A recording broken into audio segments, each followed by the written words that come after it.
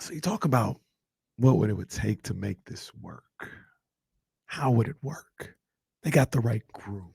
Monty McNair's, the wheels were going in his head when he saw Fox and Sabonis out there a couple of times. And I was driving in.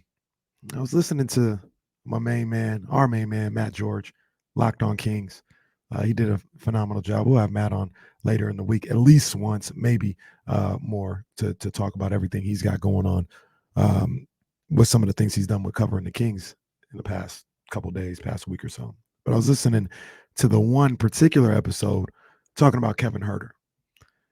And we can dive into Kevin Herter specifically a little bit more, but zoom out and take a macro approach to it. I was just thinking about this Kings team, and I said, you know what? They got it.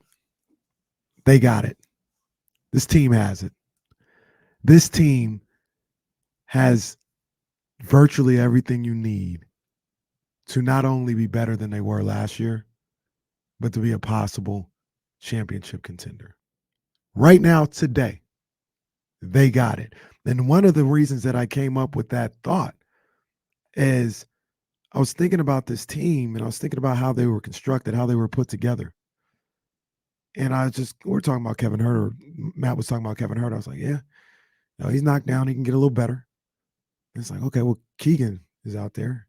Damn, Keegan might be knocked down. He might even be able to get better. Now you're talking about, I don't know, a guy that's shooting 39%. Maybe Kevin Herter gets up to 39% this year from three, to go with a guy that's shooting 41, 42% from beyond the arc. They're going to get nothing but wide open shots again. Kevin and Keegan will rarely ever have to create, right? Like it's just boom, catch and shoot, wide open. And I know myself as a ball player, I'm not Keegan Murray or Kevin Herter, but I am a pretty good shooter. And if you just give me a catch and shoot with nobody around me, I feel like I should make 100% of those. And I'm sure they feel the same way. And their 100 will turn into like 40%, which is top shelf for the Kings. So you got that with that style of play. That's like, okay, well, who do you help off of? Probably Harrison. Harrison's no scrub as a three-point shooter himself. Nope. He can shoot the rock. Let's just say, for instance, Harrison it's just the matchups ain't really working, and it's just he's not really in his groove. All right, well, you go to the bench, and you move Keegan to the three, and then you bring in one of the great snipers in the world, in Sasha, to just sit there and hit wide open threes. Now, who are you helping off of? Because now you got Fox, Sabonis, Herter, Murray, and Vezenkov. De'Aaron, and you're going to say, okay, we can't help off him. Jalen Brunson, you got to guard De'Aaron Fox one-on-one. What the hell does that look like? Fox probably having 35. We're not going to help off Sabonis. Okay, little Mitchell Robinson. What are you going to do with Sabonis on the block? That's an easy bucket all game long. It's like, man, what do you do? And then you got the wild card of a guy that can come in and drop anywhere between 19 to 33 to 45 points at any given point in Malik Monk. Like you don't know what Malik Monk, you can be like, well, we got the shooters covered. We're not leaving home. Oh, who off the bench is guarding Malik Monk? Damn, all of a sudden he's got 25 here as we start the fourth quarter. Damn. All right, well, Sabonis is out. Now, we can breathe a little bit. Oh, now they have 5 guys that can shoot from beyond the arc. Because Trey Lyles is in the game. Trey Lance might be able to shoot too. Trey Lyles is in the game. Damn. All right. Well, now we got to worry about that. Well, all right. Well, just give the ball to, our guy, Steph Curry or Dame Lillard, and let him go to work. Oh my gosh. Here goes this guy they call off night out here. He's locking up. And then what if he starts to shoot the ball a little better in his third year? He gets a more consistent jump shot. He gets a better understanding of what he wants to do. This is a guy that helped close out game 2 of the first round series against the Warriors, 14 points, playing great defense on Steph, hitting the game clinching 3 in the corner. What if he's able to take his game to a whole nother level? Chris Duarte, guys like that. I'm sitting around. I'm like, yo, this King, this Kings team, they might have it now. They might have it now, James. Is that crazy? No, I don't think it's crazy because I think that there's tons of room for organic growth, right? Mm-hmm. There is. And a year together, having the same coach for another year. But like you have to remember too that the Kings were one of the healthiest teams in the league last year. Mm-hmm. Even if they played through injury, still they didn't have games missed due to injury. And so there's going to be part of that. I think some of these players that we talk about, like they can help the depth and they can help you get through some of that stuff. But you know, I want to be cautiously optimistic. I do too. Like if we're having the same discussion next year and the Kings were like a 52, 53 win team or a 50 win team, then I'm starting to believe a little bit more. And you know, like the Warriors were able to do some things against them in the playoffs that I think other teams are going to mirror coming into this season. They're going to try to do some things to stop them. The Kings. But real quick, I'll stop you there because that's something I thought about as well. I'll ask you before I make a comment. What did the Warriors do to stop the Kings?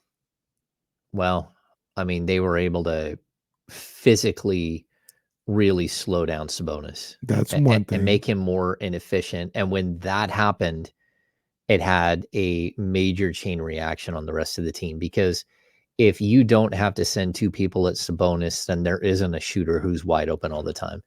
But that's where I'll push back. There were shooters wide open.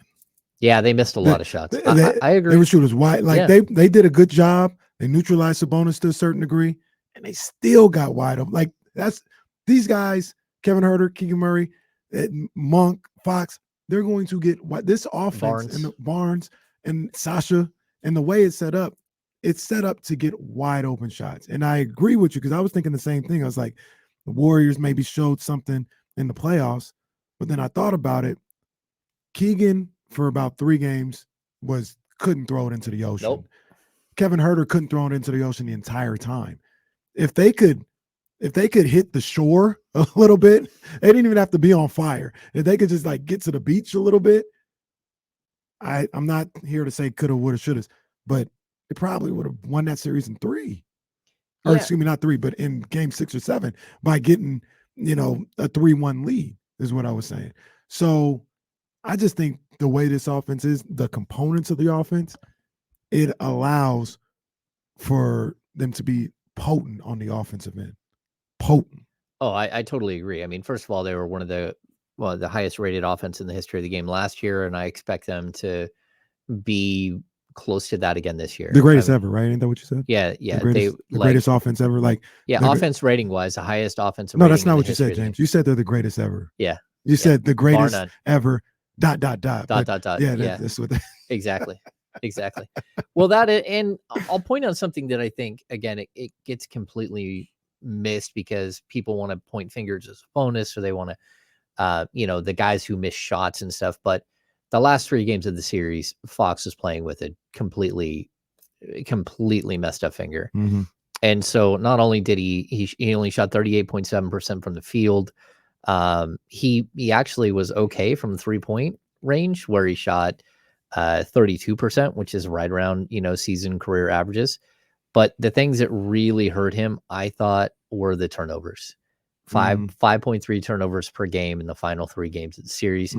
He was not as dynamic. And not only was it that he turned the ball over, over 5 times a game, it was that he knew he was turning the ball over that much, and he knew that he wasn't right, and it stopped him from being who he was. So even when Fox isn't shooting well from the 3-point line, he's still able to get to the rim and do the same things that he's always been able to do.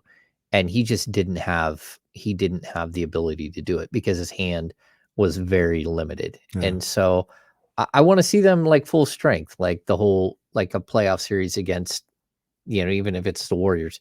If Fox doesn't hurt his finger, I think there's a good chance they beat that team. Wow. And if Harrison Barnes hits the 3-point shot in game 4, series over. It was.